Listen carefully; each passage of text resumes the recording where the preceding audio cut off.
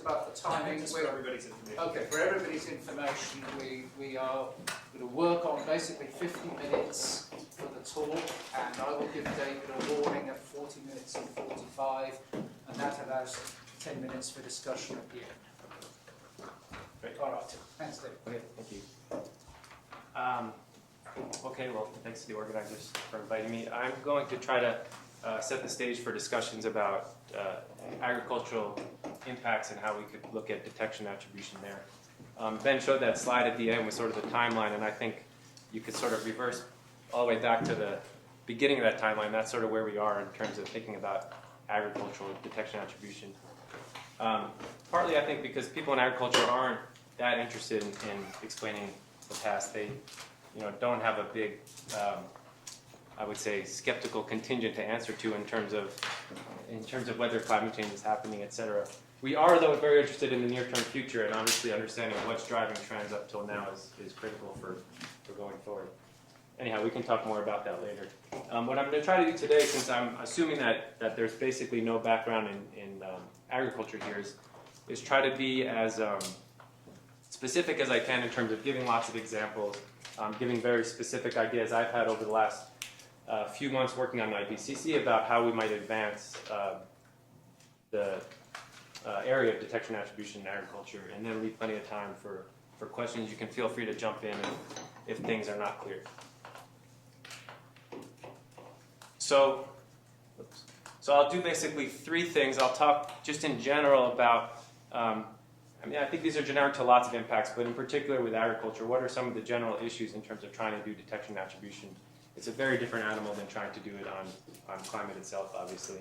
And then I'll talk about what kind of studies exist looking at impacts of climate change in agriculture. I wouldn't really qualify these as actual detection attribution stuff, but it's the same sort of idea in terms of looking at what's been happening up till date.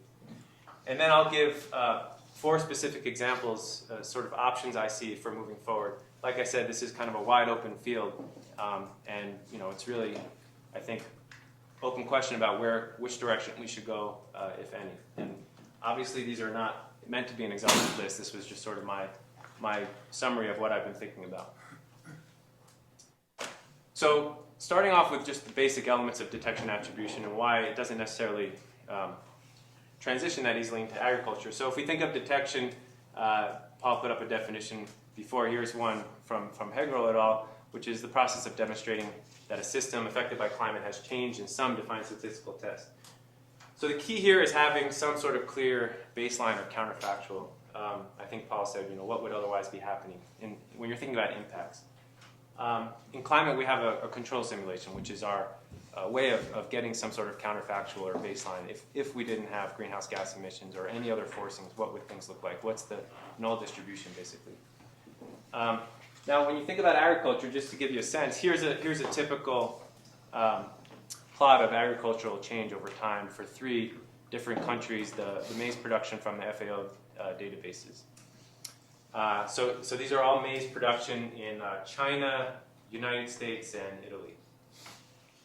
And what you can see, this is very representative of the world, is you see dramatic changes over time. You have over a doubling of productivity in agriculture over time. So what does it mean to detect a signal in agriculture?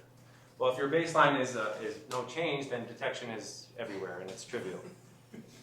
What would be your other type of baseline to use? And often you could think of, well, your counterfactual might be something like linear growth through time, and maybe China has fallen off of that linear growth, or Italy. I put this one in because I knew Claudia would want to know what's happening in Italy. You can see that in these 2 cases, you have what's often referred to in agricultural literature as stagnation, or some evidence of stagnation. So there's all sorts of studies that test whether there's a significant trend in terms of a piecewise linear trend or a quadratic trend, or something to deviate from linearity. But there's really no reason to think linearity is the counterfactual. There are things driving this trend, obviously. Things are changing in agriculture. There's no reason to think that all of these are linear. Actually, these are hundreds of changes that have gone. The changes here were not driven by the same things as the changes here. Okay, so this is the fundamental issue with detection. I sort of tend to view detection as an impossibility, more or less. And in all the IPCC stuff, I basically say we can't detect anything. But attribution is another question. And it's kind of different what you're used to thinking about, as detection is the prerequisite for attribution. That's not how I think about it. I'm happy to be told otherwise, but as I said, detection is either trivial or impossible in agriculture. Now, attribution is different. As you all well know, is the process of evaluating the relative contributions of multiple causal factors. And here, the key issue is the fingerprint. And Ben, described that really well. I think of this as a regression where you want to have some independent variables. In this case, it's your patterns of different forcings. You want to have some known pattern that you're looking to see whether it's in your signal or not. Now, in the Haverhill piece, and they talk a lot about the difference between a forcing and a driver. And typically, when we're talking about forcings, we like to reserve those for the climate forcing. So I'll try to keep to the lingo of talking about drivers of agriculture. Is this the special report? Yeah, this is the guidance document that, and there's been other papers. I don't mean to only focus on Gabby's, but I thought it was a very nice short guideline, and that's, as an IPCC lead author now for the food chapter, that's what I'm trying to stick to. Is anyone from chapter 18 here in terms of detection and attribution of impacts? There's a whole chapter in IPCC that we've been. Well, that he was supposed to. Yeah, he's part of the organizing committee. Okay. He's watching us. Okay, so now how do we do attribution? Well, as I explained before, lots of things are changing, so there's lots of different potential fingerprints we would have to worry about. Things like changes in fertilizers, increase in irrigation. Irrigation worldwide has more than doubled. Improved seeds. Obviously, there's lots of innovation in agricultural seeds. Mechanization. Increased CO2. Increased tropospheric ozone has direct effects on crops, both of these. And then we have temperature, rainfall, associated other things like radiation changes. So as I think of traditional attribution in the climate world, it really took off when you had sort of an exhaustive fingerprint for all of the major suspects. In other words, you guys rounded up sort of what had been put out there as driving change. You fingerprinted all of them, and then you do a regression. I know it's more complicated than that, but that's how I think of it. So in agriculture, what we basically want is something akin to a fingerprint for each of these changes. And the short answer is we don't even come close to that. So I think we have to think about how do you do attribution in the absence of clear fingerprints. Now, one strategy is to work on getting those fingerprints clearly. And I'll talk about that a little bit later. But let me give you some examples in the sense that we don't know necessarily how these things themselves are changing. So we don't have great data on, for example, adoption of different varieties over time in different places. Or we have pretty good data on fertilizers and irrigation. Ozone, maybe not as much around the world. Things like CO2 obviously is pretty good, but there's some regional differences. But I would say the main things in terms of mechanization, seeds, are not really well understood, just in terms of how they're changing. And then you get to the fingerprinting, which is actually saying, well, what do you expect? In your case, you would use a climate model to say what kind of effect does that forcing have. We don't really have a very good quantitative understanding of how these different effects affect agriculture. I'm not saying that models don't exist. I'm just saying that they're in a state where you wouldn't necessarily take their results at face value. So as an example of just sort of a type of argument you could easily get into is if you go back to this plot here, as I said, there's kind of signs of slowing down in China and Italy, whereas the US is going up. Now, we did some just analysis of historical trends with Wolfram last year, and you can see that China and India, let me just explain first. These are temperature trends since 1980 for the growing season temperature for whatever crop is grown in that grid cell in the most area. And then I'm dividing by the standard deviation. So this is basically the signal to noise, if you define noise as natural variability, over the time period of 1980 to 2008. So this is not a per decade, this is for the whole time period. So what this is saying is that in China, the trends in temperature were about 2 to 3 standard deviations of the natural variability. So right now, a normal year in China for the growing season of maize is a very warm year in 1980. What I was saying earlier was that in France and China, you see remarkable warming in the growing season. In US, you see remarkably no warming. It's really the exception. North America is generally the exception. You guys know probably about the warming hole and all of the theories. But for the purpose of this talk, it's just important to know that these two are warming and this one is not.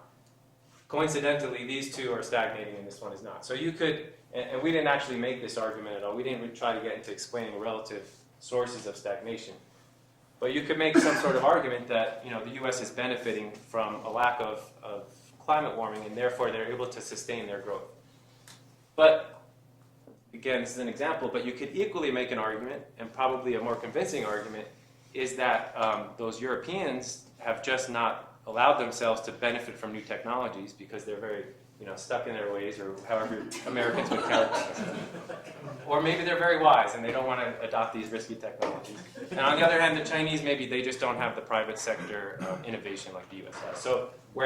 So this was a plot from an analysis of historical yield trends, basically looking at the last half of that record where you saw that stagnation, and comparing, say, France here to the US. Same thing I showed before, but his explanation, and a very well-respected physiologist, is that in 1996, the US started adopting GM corn, and France didn't.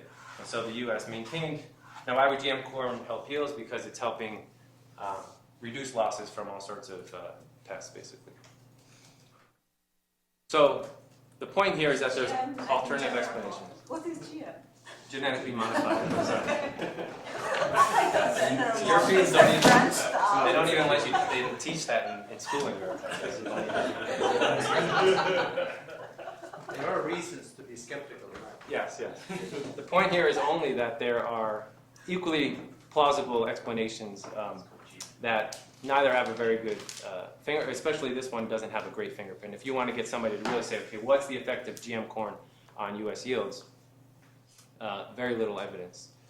This argument is basically just a hand-waving argument by a very good physiologist, but nonetheless hand-waving. So, is it confounded with time as well?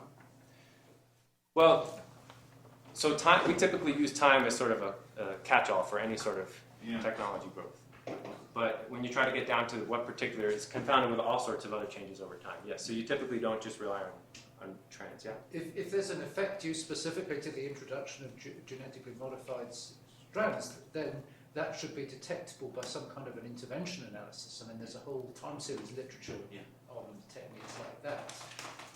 In other words, yes, if you look at a long-term trend, can you see a specific blip in 1996? And I understand this is what economists would call like a regression discontinuity kind of thing. But the issue is that with any agricultural technology, and what I was saying before is lots of different things contribute. Something like GM is a good example. The adoption is not 100% in the first year. So any technology gets introduced and slowly taken up as it proves itself. And that was true of hybrid corn. It was true of all sorts of technology. So there's never really a step change in the aggregate. There's always step changes at the field level, but not in the aggregate. Okay. Now at this point, I would suspect that those of you used to think about fingerprints will say, well, we've been through this before. We just have to work harder, get the fingerprints right. I think that the thing to really appreciate, and what people who don't think about agriculture tend to underestimate, is the difficulty of actually modeling this stuff. Biology is at least as complicated as physics. And then you have all of the human interventions involved with agriculture as well. And we'll talk a little bit more about that. So instead what we do is we sort of simplify the problem and say we're not going to try to fingerprint everything. At least is what we've done historically. We're just going to rely on our process understanding. And we're going to use process-based models or statistical models that are based on process understanding, to say, okay, holding everything else constant, if we shifted climate, this is what should have happened. And that's our estimate of the impact. It's not, in that sense, attribution. And if we can be talking about trends that themselves we know through other studies are related to greenhouse gases, then what we have what would be called multi-step attribution. But if not, then we're just talking about attribution of impacts to the climate drivers, not the emissions. And you guys know all of this already. But I'm reviewing also for the people here who's mainly in the impacts area, not in the climate detection attribution. So right now, all of the literature is basically in this category where we just have some sort of climate change observed, and we say, okay, this is the effect based on our process understanding on crops. So what I'm going to do now is review a little bit of that literature. So this is not in this perspective trying to involved to trying to deal with all the different confounders. It's really just in this. If we understand stuff at the process level, and this is the dose-response relationship, and if climate is changing in this way, then this must be the effects in a multi-step sense. Okay. Yep. And you can relax that first assumption. You could say, well, maybe everything else isn't staying the same, but you still have to specify how it's changing. And I'll talk about that. And it makes a difference. But mostly what's done now is just assuming it stays the same. So management hasn't changed. Things like irrigation have stayed the same. Things like the varieties they're growing have stayed the same. And believe it or not, in most of these studies we assume CO2 is staying the same, and ozone is staying the same. I don't know why this is stepping in. Okay, so going back to this example, what this would mean is, well, based on process understanding, which is very deep in agriculture. I mean, we've obviously run, we collectively, there's been millions of experiments run over time. We know fairly well what temperatures crops like to grow at. So for example, the optimum temperature for a season of maize is typically something on the order of 18 or 19 degrees. And there's some range, but that's, essentially we know that this is where maize has its highest yields if you look anywhere. And so just based on our process understanding, if these guys are starting out north of that or warmer than that, and they're warming, that can't be good for maize. And so we're going to try to estimate how much loss does this, say, warming trend in Italy mean for maize. Okay, so we're going to just try to translate these trends into yield impacts based on our physiological understanding, which may be something as simple as saying it's a quadratic function with a peak at 18 and it drops off after that.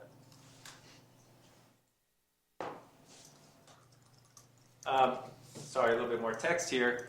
A common question, and this is just to sort of cover a question I get asked a lot, is, well, how good are these process models, or how good are these crop models in general?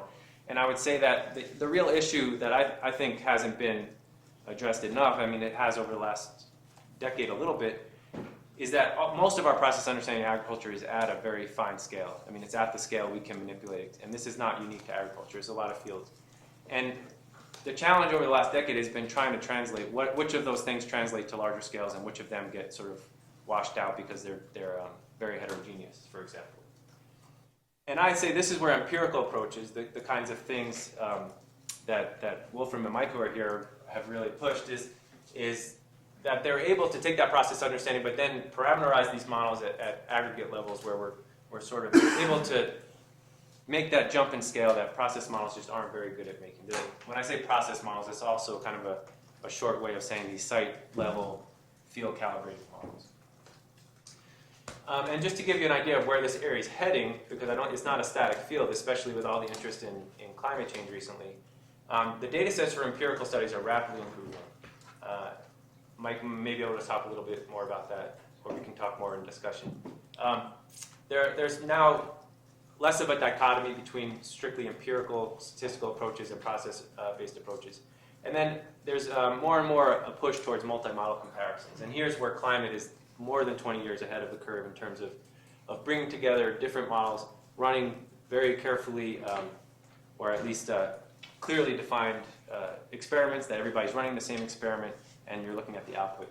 It takes a long time to get that organized, as you guys know. They're now being organized. They're now being run.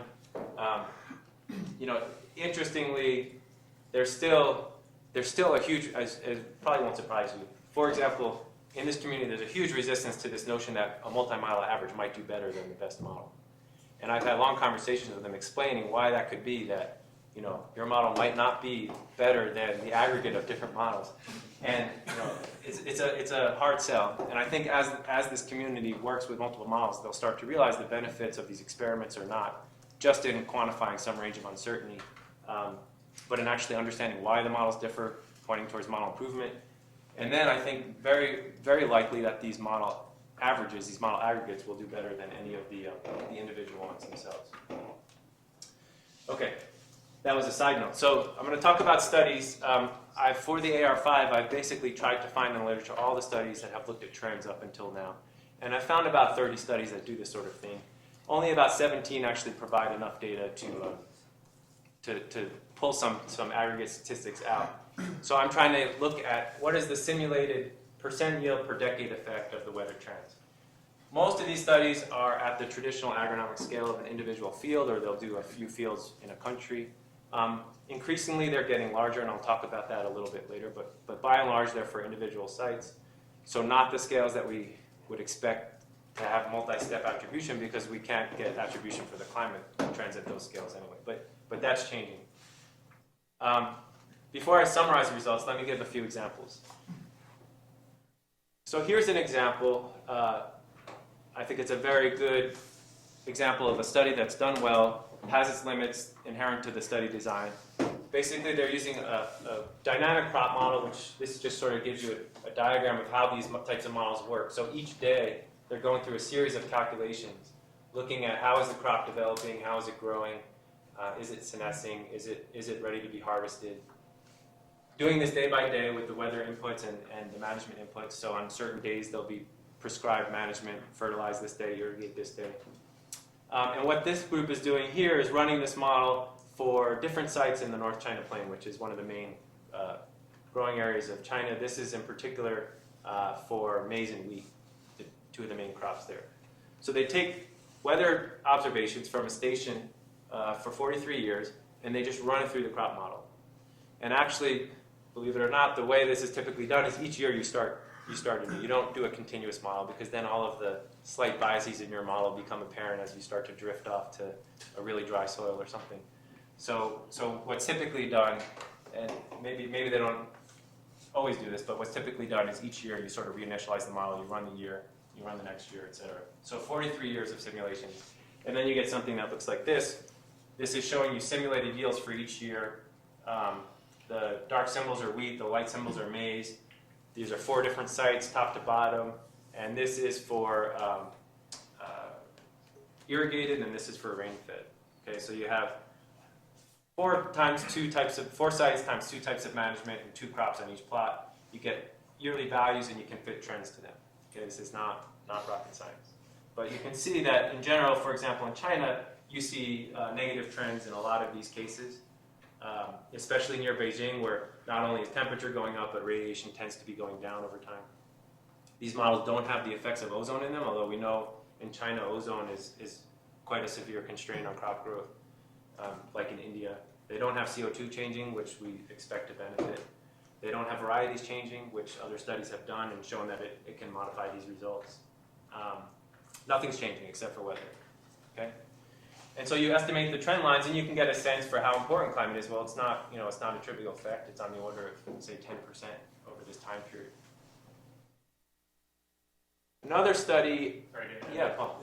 There were no observations in that. Are there in that study? Were there comparisons with observations? No. Okay. So this is just. Right. So they might have a plot at the beginning saying, look, maize and wheat yields over time are going way up, but At the site level. no. There are some long-term experiments that have been done, but even in these long-term experiments, they're changing things so often that it's hard to just treat that as the weather effect. So there's no real experimental or observational control. These crop models have parameters.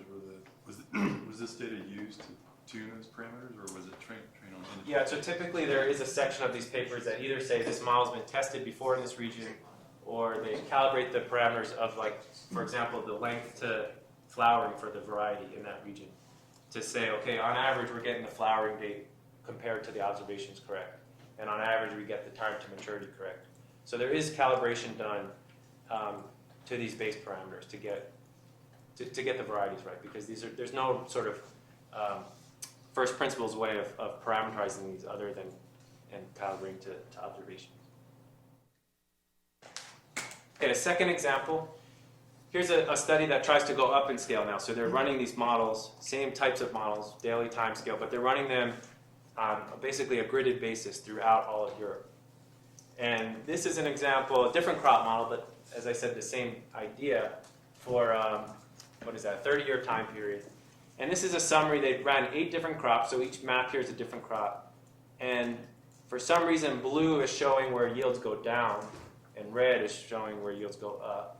I typically use red to show where yields are going down, but and importantly, this is another example. They're assuming constant management. In this case, what they're assuming is that all these crops are irrigated, which in Europe is not generally the case. So what they're kind of assuming is that they're either irrigated or they're not really seeing water stress. So we're just looking at the effects of temperature and radiation changes on the development and growth of a crop that has enough water. And that makes a difference, because if they ran this without, I actually asked him, and he sent me the results without water, and this would all be going down, because even in the high latitudes, when you warm up and you don't have more water, you get decreases. But what you can see in terms of yield potential, when you have water, you know, the high latitudes tend to see, sorry, this is the number so the red is showing you where there's a significant increase, the tan, I guess, is showing you where there's no significant change, and the blue is showing you a significant decrease. So again, in Italy, parts of France, Germany, you see a significant decrease, and then the higher latitudes, depending on the crop, you can see different crops have different optimums. So wheat is a cool season crop, it has an optimum up here. If you contrast that with something like maize, you can see it's a warmer season crop, so its optimum is a little south of that. Just making sense that the optimum would be sort of where you see this transition from gaining to losing.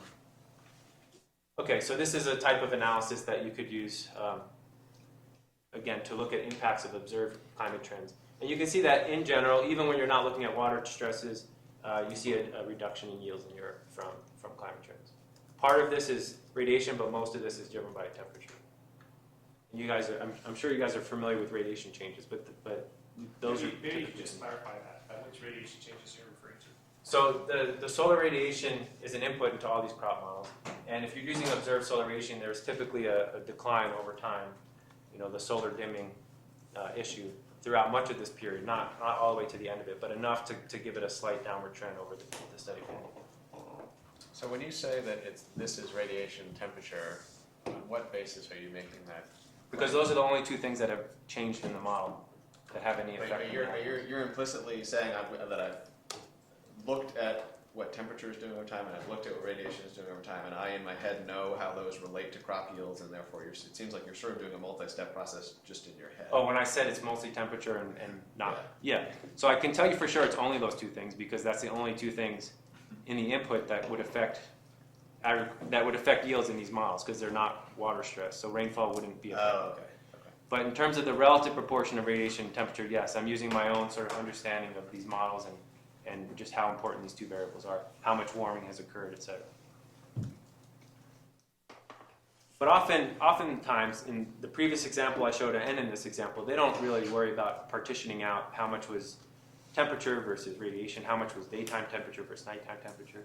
There are studies that do that, but in general, they don't. Actually, the next one is an example of one that did. This was a study that we did last year, the same one I had referred to before with that map of temperature trends. So then we take those temperature trends, we take our models that have, again, some sort of optimum temperature. This is now a regression model. And we predict what would those trends have done to temperatures, all else being constant over that 30-year period. And the difference, one difference here from some of those other studies is we're not specifying management. We're empirically deriving these responses. So whatever management is embedded in the observed data, that's what we're simulating the response to. So in other words, we're not doing irrigated or rain-fed, we're doing what the actual yields are. Okay, can you say more about what this regression this is a regression of what on what? Thanks, yeah. So what we do is we take, let's just go back here. We take data like this throughout the world. And I should have put a couple of slides on these equations. So we have now time series, say, for 100 countries. Let's keep it round. For 50 years per country. So we have yield time series. And we also have growing season weather data for each of those 50 years. Okay, so we have our dependent variable, and then we have two of the independent variables we care about, temperature and rainfall. But we also have all these omitted variables. I was talking about technology. So what we do is we stick in year effects, either year fixed effects or quadratic time trends in year. In this study, we did quadratic time trends. We let them vary by country, saying different countries have different technology adoption rates, technology improvement rates. And then we also have different intercepts by country, because different countries have different soil quality, different technology. So then we have a big regression. Yields equals a matrix of temperature, precip, temperature squared, precip squared, year squared, and then a bunch of intercepts that are dummy variables for the countries. And then we estimate that regression. It's a highly significant regression. you tend to get optimum temperatures. For maize, actually, this model estimated something a little bit lower, but then you have these regression models now, and you can feed in counterfactual. So we feed in a counterfactual of no trend in weather, and we feed in the actual weather. And by difference, then we estimate the effects of those weather trends. Sorry, I don't have the equations here. As Paul said, the natural thought when you give a talk is to keep equations out. In this audience, I probably should have put more in. That's okay. We might be able to come back to it. Yeah. You have a whole board there. Yeah, but I like Okay, so when we look at,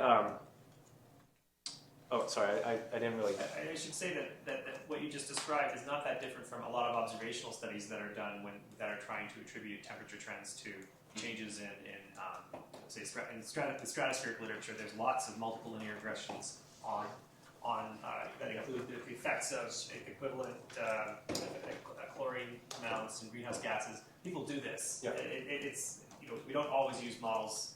Yeah.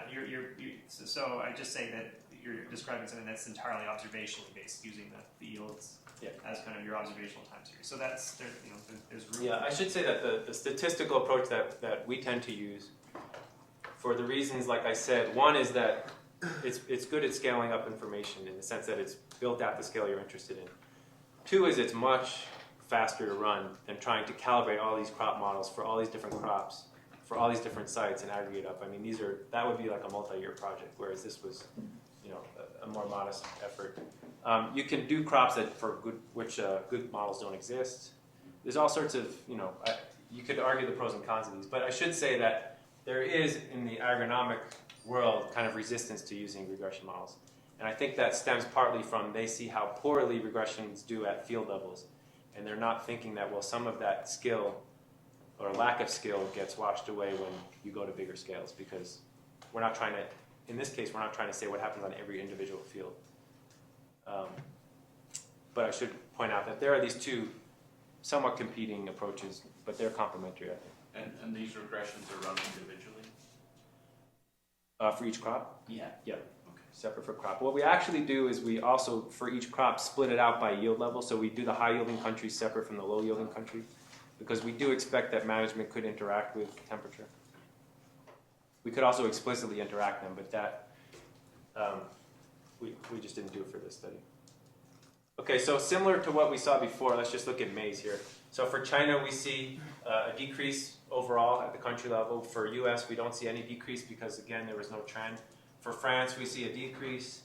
What was the other study I showed you? Europe? Yeah, so France would be an example there, as well as for wheat here. What I did do here, which is I said that most studies don't do, is we try to separate what's being driven by temperature versus what's being driven by rainfall. And you find cases like in Indonesia where rainfall is important, but by and large it's temperature driving these trends. And that probably is not a surprise to you guys, knowing that the temperature trends in most land areas are much more significant than the rainfall trends. Okay, so when you take all sorts of studies like this and pull them all together and do some sort of meta-analysis, here's a sort of a draft figure for the next report. Maybe I should sort of censor this for the video cameras, but I'm not that careful. So public comments are welcome. We have here just the number of studies for different levels of perceived impact of climate trend in terms of percent yield by decade. So lots of non-significance, a few gainers. This would be the Scotlands of the world, and then you have lots of decreases. And if you try to break this apart in terms of type of crop, whether the study includes CO2 or not, and what kind of model was used, statistical or process-based, and what kind of system was being looked at, tropical or temperate, this is showing you a box plot of those breakdowns. So in other words, wheat and maize tend to have more negative impacts than rice and soybean. In this case, we only have 2 studies out of all of them that actually had CO2 changing, and in this case, it happened to be that these were 2 negatives. But this comparison isn't too meaningful with 2 studies. The process model is actually not so significant, but a little bit more negative. And temperate, interestingly, more negative than tropical, and I think partly that's because the trends have been bigger in temperate systems. So better or worse, this is kind of the state of the art in our understanding of what the impacts of climate have been on agriculture to date. Two important caveats, which are true of the analysis because it's true of most individual studies, is that they're fixing management and they're fixing CO2. And we know that farmers are not dumb.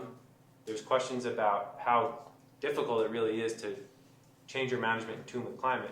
But there's some evidence, for example, in the very north part of China, that there's some variety switches that are helping them rather than hurting them in terms of the warming. And then the CO2 and ozone effects. Well, CO2 would help. Photosynthesis goes faster. Water use efficiency is improved. On the other hand, ozone would hurt, and both of these are being kept static in these models. Okay, so let me spend the last... David, do you see a difference between C3 and C4 crops? Is that a useful distinction? Yes, it's a very useful distinction for CO2. In C4 crops, I'll use chalk here for Claudia.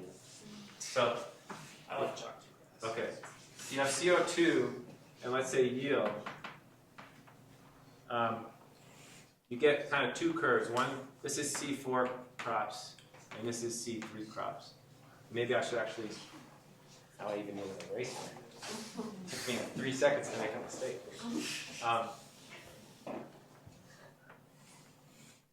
So the C4 crops, basically they've evolved to be very efficient in their water use. So they close their stomates, which means that at current CO2 levels, they're already kind of saturated with respect to CO2. Further increases don't help them. C3 continues to help them. So the basic answer is C3 crops get help photosynthetically, whereas C4 crops don't. This is just sort of the direct effect of higher CO2. The second effect of CO2 is that it helps to reduce your water loss per CO2 gain, and that benefits both of these depending on how arid the systems are. So C4 crops benefit on the order of something like, let's say, 3 or 4% for 550 ppm versus 350 ppm. So not huge, but it could be significant in some years. And then C3 crops are more like 15, 20%. I should be a little bit more specific, which is that this is C3 like rice, wheat, and this is like C4 crop like maize. The reason I say that is because these are all grain crops, so you're only interested in the bit that's harvested and eaten, which is pretty nutrient rich. And so one of the limits to taking up or being benefited by high CO2 is that you also need nutrients. But there are other crops like sugarcane and potatoes that are very nutrient poor. And what you see with those is you actually get, quite large increases. So with tubers, and this is something that I think we're starting to realize more and more in the ag community, is things like cassava, you could see doubling of yields on higher CO2. So there's kind of a three-way distinction. That was a good question. Okay, so here's my sort of menu of options to talk about. And these are a little bit of a straw man, but trying to provoke a conversation here. So I think the first thing would be in some ways for the crop modeling community to get up to speed with the climate community in terms of the scales and the variables that they're used to dealing with.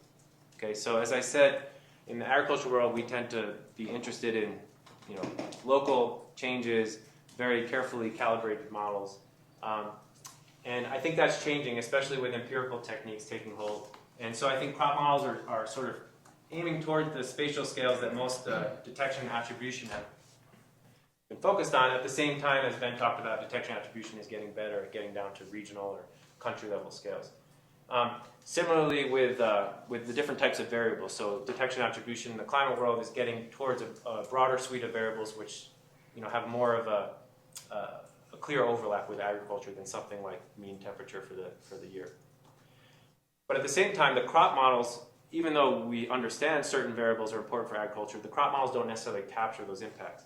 And an example would be something like this. So this is just the latest example of how extreme rainfall is increasing. This is a report showing trends in the Midwest, an important agricultural region, in the number of storms that have 1 inch per day or less, 1 to 2 inches, 2 to 3, and 3 inches or more.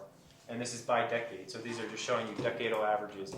And the point of this report was that in the Midwest, they're seeing large increases in big storms. This is not going to surprise any of you, but this is a location where we grow a lot of food, and it's obviously going to have and this is the same location, remember, that I said growing season average temperatures weren't much of a story.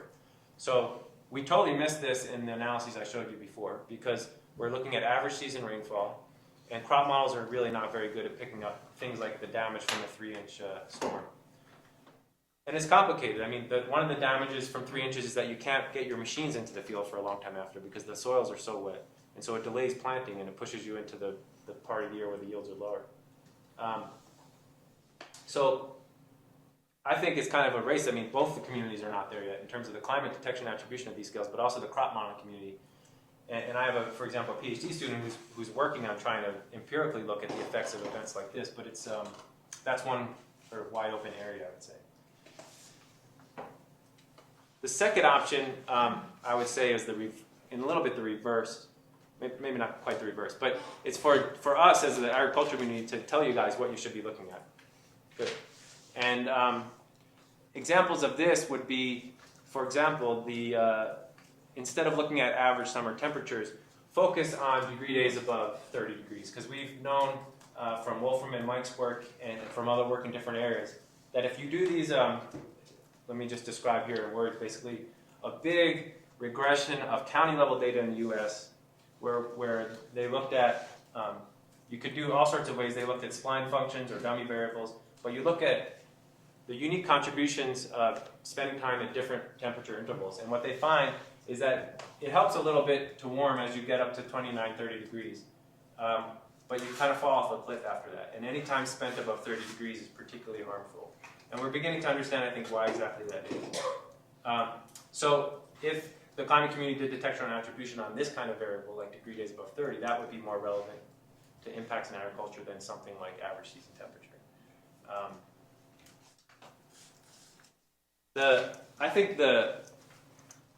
So if I were to give one big pitch, I think that this is, I think, the lowest hanging fruit, not only because it requires you guys doing the work and not us, but because I think it, especially if you think more broadly than just yield losses in a region.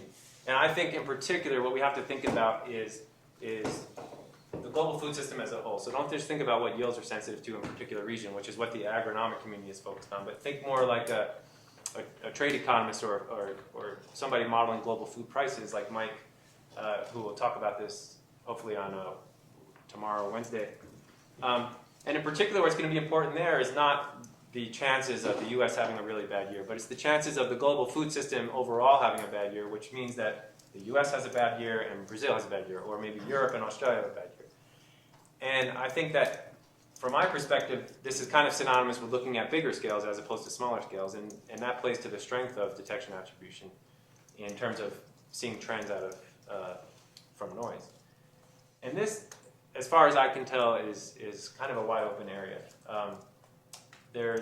I know some work looking at co-occurrence of different extremes in particular types of areas, but I think targeting this more towards agriculture, saying asking people like the agricultural folks here, what would you want to know in terms of being able to predict whether there's a price spike? What regions would you look at? What types of crops? What types of variables? And then the detection attribution apparatus can sort of be unleashed on those types of questions. Here's an example, just a couple of days ago, a report about wheat. And again, when it makes the news, it's not because of necessarily one place, but it's that, from US to Russia and Australia, you're seeing drought. And just a word of caution, anything bad that happens in agriculture, it's always called drought. So unless it's a flood, that's not totally fair. But if it's a high temperature event, if it's a disease, if it's a real drought, it's going to be called drought. So always be a little bit cautious about, you guys don't necessarily want to do detection attribution on soil moisture if you see headlines like this. I think a lot of it is a misinterpretation, but there are some genuine droughts going on in the US, for example. So this is a kind of news story you'll see, and it always sort of tails off in terms of being able to actually say anything. But certainly that case could be made, I think. Okay. The third option, and now I'm sort of getting more ambitious, is that instead of just kind of handing off, you could do an end-to-end type of thing where you have the climate models feeding into these crop models, and you then run the climate models with different forcings in the true sense So you have ones with greenhouse gas emissions and ones without, or with aerosol changes and without aerosol changes, and ozone changes and without ozone changes. And you can go through the whole sequence of models, and this wouldn't be that hard to do conceptually because you're still not really requiring yourself to know how all of the other changes in agriculture. You could still sort of assume those are staying the same, but it is kind of tightening the relationship between emissions and agricultural impacts if we want to make statements not just about the climate drivers but about the underlying emissions. For example, when we published this study, we said that warming overall in the last 30 years wasn't really affecting rice and soybeans, but it was reducing yields of maize and wheat by about 5%. And then we also said over time the CO2 was increasing, and that was probably improving yields by about 3 to 4%, so it was kind of a wash. And the question came back, well, I thought it was going to be mid-century before CO2 benefits are outweighed by climate losses, because this was sort of the canonical message from the agricultural community. And my response to that was actually, yes, but those are projections of climate forcing CO2 and the response of the climate system. What this study is the actual warming versus the CO2. And in this case, we think that some of this warming over the last 30 years is not anthropogenically driven, it's just natural variability. That was probably a very confusing way of saying that we didn't do any sort of formal attribution in this to greenhouse gases, and I sort of shied away from saying anything about whether this was related to emissions, other than we know global temperatures have been clearly attributed. The other advantage here is you could more explicitly link CO2, ozone, and temperature in ways that are physically consistent. Yes? So you're talking about doing this during the historical period, because this has been done lots for making projections of the future. Right. Right. Yeah, so I'm not completely up to speed with what they're doing, but yes, they're doing something like in projections of impacts for different scenarios of emissions. And it's not unique to them. There's lots of people doing projections in that way. So one of the things I was struck by looking at your map of Europe, which shows these little tiny red areas, presumably reflecting where a particular kind of crop is grown, is that the spatial structure of the distribution of various crops that are grown is probably on a much finer scale than we're able to reliably simulate climate change over the 20th century. So there's kind of a scale mismatch between the nature of the information that you need to drive a crop model that's run in a distributed manner over a large area and the nature of the information that climate science can provide you. Yes, I think that's generally true.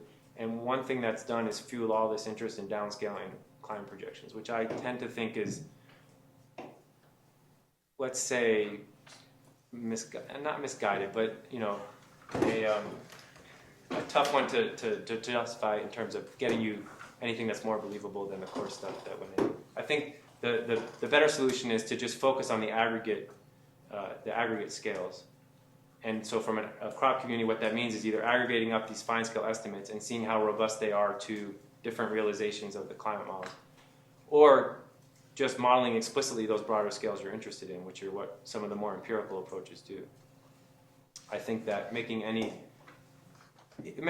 statements about the field level, one, is very difficult, and two, is not, for most questions, not that what we're really interested in. So, yeah. In this option, is there potential to incorporate agriculture? I know some DGVMs are already trying to do a crop plant functional type. Is there a possibility to fold it into the DGVM vegetation model that's in some of these carbon cycle? Yeah, would that be used? Define DGVM. Yeah. Oh, sorry, dynamic global vegetation model. So is it these are the vegetation models that are already in the carbon cycle models, and is it possible just to pull in a wheat PFT and a? So that's being done. Productive. Yeah, that's being done. There's a group. Yeah. So the idea is, well, why not just instead of keeping this as a separate sort of modeling exercise, why not just incorporate this all into the vegetation models that are going into climate models to begin with? And there are folks working on that. There's a group in the UK working on that. There's a group in McGill University doing that kind of thing. And yes, that's one way to go. I think it's probably overkill in terms of this particular question, in terms of what you need to do, but it might be useful for other things. One nice thing there is you can look at feedbacks between the potential changes in agriculture and the climate system if you believe those feedbacks are treated correctly. I have one more slide. Maybe I'll finish up so that I can appease the organizers, and then we can do the questions. So the fourth way I say would be something like what I would think of as the full Monty, which is that we actually try to do real attribution. We try to get these fingerprints down, and that's not impossible. I think that the world is not static. Obviously, the research community is interested in things like irrigation, fertilizers, varieties. They're putting together data sets that are increasingly comprehensive in their coverage, and at the same time, the models to understand how those affect agriculture are slowly improving. So this kind of thing could be done, but I wouldn't believe any results out of it at this point, which is, I think, a strong argument for doing this in a multi-model setting. But this is a very ambitious type of vision. It may be something that you guys think would be the only thing worth doing, and that would be an interesting decision if that were the case. But that's sort of the opposite end of the spectrum, I think, in terms of short-term versus long-term returns.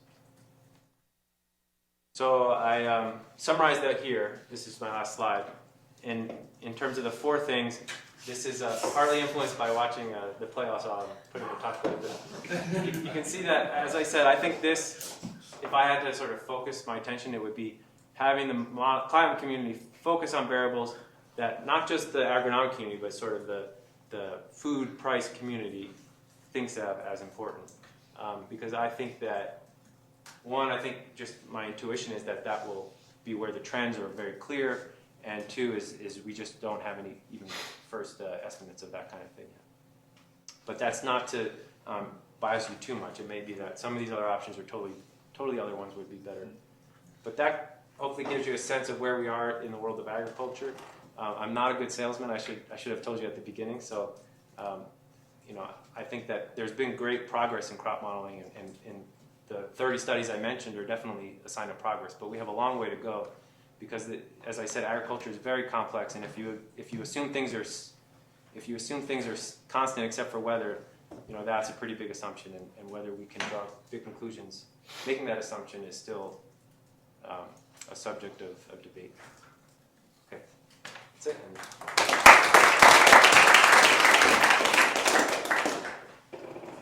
We do have some time now for questions and comments. Ben?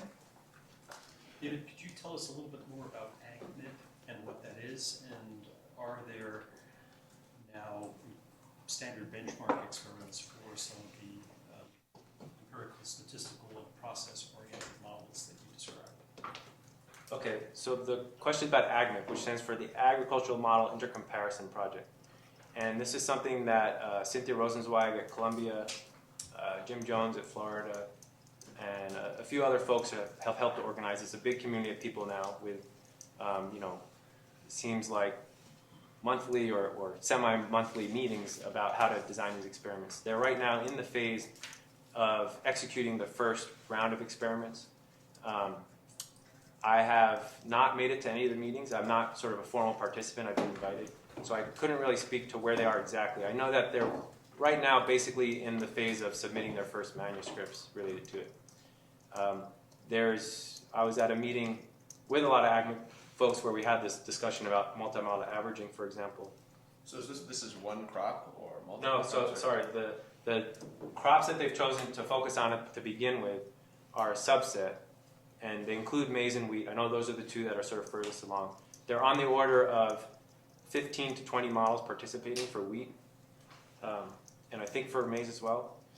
It comes to the same issue with the climate modeling: is how independent are these models? Are they just different names with slight tweaks to them? And these are both empirical, statistical, and process? So there are only process models now. We have been, I think, very clearly invited to participate. Wolfram, Mike, and I, all three of us, and we are happy to participate, but we have some conditions. I would say I have some conditions. One is that you're not evaluating us against field level data, because our models are not designed to do field level analysis. So, I mean, that's the main one. The other one is that you do evaluate against aggregate level stuff, because typically these crop models are run at the fine level, fine scale. And then and then their results at the broad scale are used, but they're never actually demonstrated to work at the broad scale. And that sort of out-of-sample testing is a big, I think, issue for us empirical folks who'd like to see some balance in that respect. But the main constraint, to be honest, is time. I mean, I think we're all, and this probably happens with the origins of the multimodal comparison. There's really no incentive structure in place to really get people moving. The Aggregate is funded, and they have their participants now, but in terms of engaging a broader community, it's just getting going. It's very promising, I think, because it's, you know, I view the climate model intercomparison as sort of one of the big scientific successes of the last couple of decades. That's probably because I spent time at Livermore and was indoctrinated there. But I think the amount of scientific, the amount of scientific insight you get from these comparisons are really nice. And it's going to be trick, just like with the climate stuff, to get groups to put their names on the points, right? To actually label which models are which. Yeah. For your point 2, can you say again what variables the crop community has identified as being important that the climate community should look at? So I think we have a good understanding that it's extreme heat, in particular accumulation of temperatures above, say, 30 degrees Celsius. That's true, especially in rain-fed systems. If you talk about irrigated systems, then we're more interested in things like 34 or 35 degrees Celsius, where you actually get hot enough to irreparably damage the plants. I think that, as I said, I think there's an unambiguous sense that extreme rainfall is not good for agriculture. And so beyond that, quantitatively, we don't have a very good sense of how damaging. But I would put that on the list for both communities to work on. Feel free to pipe in if there are other variables. I mean, I think soil moisture is a clear one, but it's related to extreme heat and to rainfall, both extreme rainfall. But maybe more directly. Well, maybe. I mean, I think that the problem with moisture is the data sets that we have are so poorly constrained that we don't even really understand. I mean, it makes sense that moisture is important for plants. Nobody's disputing that. But whether you capture that in the extreme rainfall and extreme heat, or whether it's an independent effect, we don't know. Are you guys looking forward to seeing SMAP data? The soil moisture, Active, passive. active, passive. We have to have a policy of no acronyms. Yeah, it goes no way. Except for DA. Get away with that. We can at least explain your acronyms first time around. It sounds cool. I'm looking forward to it. I've heard of it, and I don't know too much about it. So, yeah, I think It's a few years out still. Yeah, I think what Ben mentioned at the end is also true in agriculture, which is that having multiple observational data sets, even the same version with different realizations, is going to be a very good feature to incorporate from the outset in a lot of these studies. So I know, like, Wolfram is kind of he probably doesn't even know this, but he's a real stickler for looking at different observational data sets, and I think it's helped really convince people of the robustness of the results, because the observational data sets do differ quite a bit from each other. Yeah. You mentioned briefly, I think, what I would think of as adaptation, people changing, I suppose, crops or varieties or practices in expectation of a different climate. I guess this is more relevant for projecting to the future, projecting impacts for the future. But have you thought through how you might build in adaptation into your models?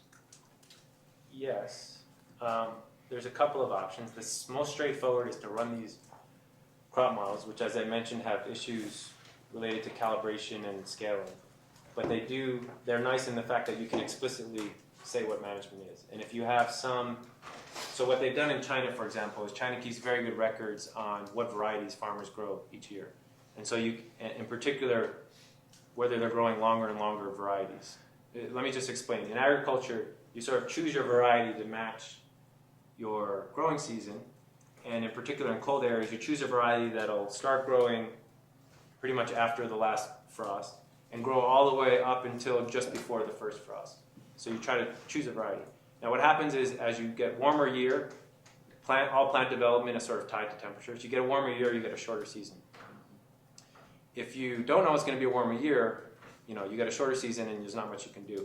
Because next year it might be a cooler season, so you don't want to necessarily react to that warmer season. But if you know it's going to be a warmer season, you might choose a longer maturing variety. So there's lots of plasticity in what varieties you choose in terms of maturity length. And so in China, what they've seen is that people have been using slightly longer varieties over time. The US, you actually see the same thing. And in the US, it's a different story in that we haven't seen a climate trend, but what we've seen is a technology trend that allows farmers to get in their fields earlier. The field preparation time has been cut pretty dramatically, that they plant now 2 weeks or so before. Also, the cold hardiness of the varieties have improved. So now they're planting longer maturing varieties because they're starting earlier and they want to end at the same point. So there's unambiguously been variety changes around the world. In some places we know what those are, and we can run the models with the actual varieties versus with the fixed varieties and estimate the difference. We haven't done that enough for me to give you a round number, but I can just speculate that it's on the order of, let's say, a 50% effect in the sense that it probably reduces your impacts by about 50% in well-watered situations, and it probably is much less effective in water stress situations because lengthening doesn't help you if you're running out of water. The other way to do it in the statistical approach is to try to look at how stationary these statistical relationships are. So in other words, if you have something like a varying coefficients model where you allow your sensitivity to temperature and rainfall change through time, see whether that time trend is significant, and then you can make estimates of sort of what is the adaptation. Although in that case, it's not just adaptation, it's all the other changes, like I mentioned CO2. CO2 could be interacting with temperature, and if that's the case, you would see a time trend. So that's actually, from the empirical side, that's something we're working on now, is trying to look at how time variant. One of the early results that Mike and Wolfram have actually seen increase in heat sensitivity over time in recent years. But that's still being worked out. That was a long answer, sorry if I wandered too far away from your question. Okay, well, thanks, mate. Maybe it's time to break for lunch. Though just to make sure we get the schedule right, the resumption after lunch is at 1:30 and not at 1 It was o'clock. originally scheduled for 1 o'clock, and now we're starting at 1:30. Okay. So let's thank David for